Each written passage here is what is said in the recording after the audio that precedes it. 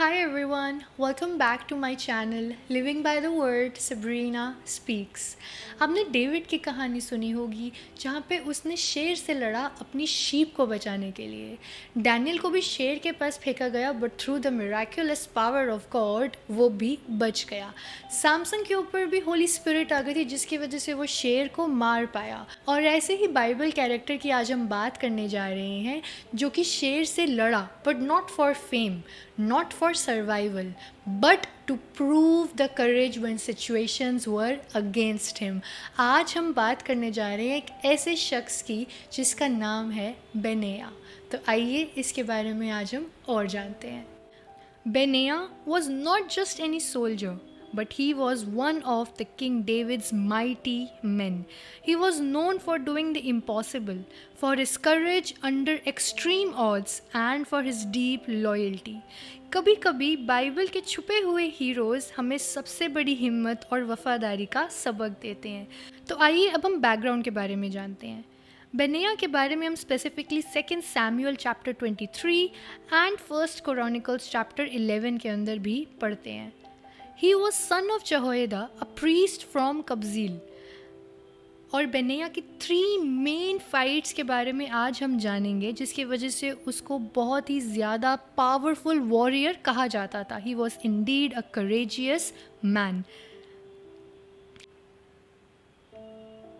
और इसी वजह से वो आगे जाके डेविड का बॉडीगार्ड तो बना ही, लेकिन उसके बाद फिर सोलोमन के आर्मी के अंदर भी उसको देखा गया। तो आइए अब हम पढ़ते हैं उसकी करेजियस स्टोरीज़ के बारे में।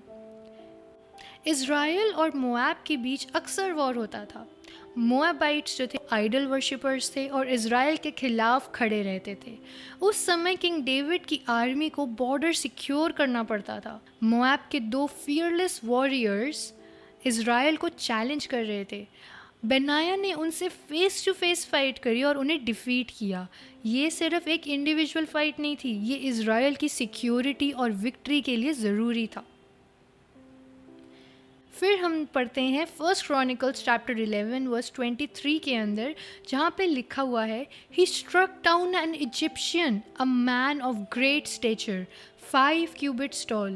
The Egyptian had a spear like a weaver's beam in his hand, but Benaiah went down to him with a staff, snatched the spear out of Egyptian's hand and killed him with his own spear.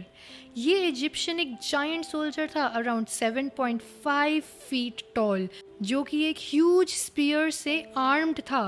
वो Israel के लिए definitely एक threat था। Army का strong warrior जो open challenge कर रहा था। बेनायाह के पास सिर्फ एक स्टिक थी, बट उसने उस स्पीयर को छीन लिया और उसी वेपन से उस जायंट को हरा दिया। और फिर हम आते हैं हमारी लास्ट स्टोरी 1 क्रॉनिकल्स चैप्टर 11 के अंदर, जहाँ पे हम देखते हैं कि बर्फ़ पड़ रही थी और एक लायन जो था वो पिट में गिर गया था। लायन नॉर्मली विलेजेस में घुसते थे और लोगों को हार्म करते थे, और अगर उस लायन को ज़िंदा छोड़ दिया जाता तो गाँव के लोगों के लिए डेफिनेटली डेंजरस होता।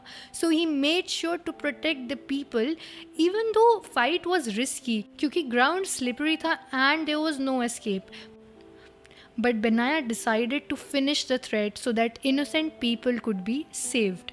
ये एक्ट सिर्फ ब्रेवरी नहीं थी, it was also a responsibility. As a protector of Israel, he removed the danger. Now to understand why these 3 battles were important, Egyptian से लड़ाई करके he showed his skill and boldness against giants. Moabites के साथ लड़ाई करके he showed his strength against enemy nations. और lion के साथ लड़ाई करके he showed his courage in impossible personal danger. इन तीनों फाइट्स ने प्रूव किया कि बेनायाह एक ऑर्डिनरी सोल्जर नहीं बल्कि एक गॉड अनॉइंटेड वॉरियर था जिसे इम्पॉसिबल भी जीतना आता था। इस वजह से किंग डेविड ने उसको अपने बॉडीगार्ड का लीडर बनाया, और लेटर हम देखते हैं कि सोलोमन ने भी उसको अपना आर्मी कमांडर बनाया। Benaiah wasn't a king or a prophet. He was a soldier whose life was constantly at risk. Every battle was a test of skill and faith. तो turning point क्या था? His fearless actions brought him closer to king's trust and eventually into positions of great authority. Studying Benaya's story teaches us courage, faith, perseverance, and trust in God's strength, the qualities we need in our walk with Christ today. और यही आज का lesson है जो मैं आपको देना चाहती हूँ. God often uses ordinary people doing extra ordinary acts of courage to fulfil his plans. जो भी बैटल्स आज आप सीक्रेट में फाइट कर रहे हो is actually preparing you for the positions you have never dreamed of. So don't underestimate the power of small and faithful victories. और इसी से मैं आपको इनकरेज करना चाहती हूँ. Benaiah did not wait for small battles. वो सीधा गया all in to fight because he knew that he had the support of God. He knew very well he is anointed, he is known for his courage, and he made sure to use his courage for the people, for the nation, and to help them as best as he can as a soldier. So don't forget to identify the lion in your life right now. क्या है वो lion? What is it? Fear, disappointment, financial issues, या फिर कोई relationship problems. Make sure you are going all in to pray for it. You are going all in to declare victory over it. You are going all in to pray and declare the Lord's word because you have already won that battle. So instead of avoiding it, make sure कि आज आप उस शेर के सामने खड़े हैं आँखों में आँखें डाल के, because you are ready for the war and the best thing is कि you have God's support with you.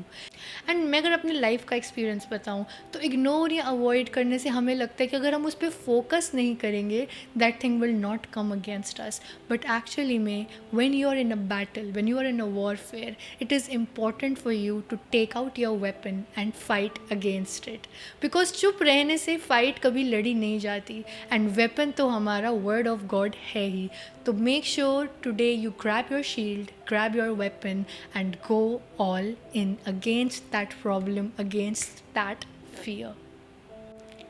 And that was it for today. I really believe कि you were blessed by this message. हमने अभी तक stories पढ़ी हैं different characters की and specifically अगर मैं बेनाया की बात करूँ it is very different but it is indeed important for us to understand कि करेज बहुत ही ज़्यादा इम्पॉर्टेंट है specially when we have him right next to us.